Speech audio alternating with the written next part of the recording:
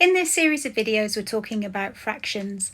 We're using games and activities from my Fractions for Parents Taking the Fear Out of Homework book, which is available on Amazon, to help you to help your child to learn about fractions.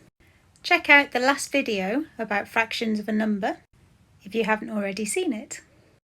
Today, we're going to have a look at how you play the fraction of a number bump game. You will need 2 dice, or you can use the spinner that's in the book, 11 counters of different colours for both players, and a whiteboard and pen to work out the answers.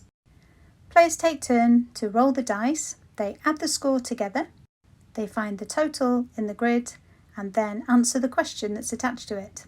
They cover the answer with their counter. The first player rolls, they have 5 and 1, which is 6.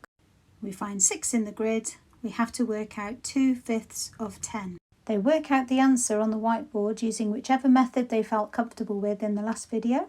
The answer was 4, so we put their counter on the grid. The next player rolls the dice. This time they've scored 8. If we look at the grid, it's asking for 3/3 of 9. When we look at 3/3, it's the same as 1. It's all 3 of the thirds. So the question's really asking, what's 1 times 9? The player puts their counter on 9. Play continues until all of the spaces are covered. If a player rolls the same number, if their counter is already on the space, then they have to miss that turn. In this case, it's the other player that's got the 9, so we swap the pieces over. The winner is the player with the most pieces on the board when all the squares are covered.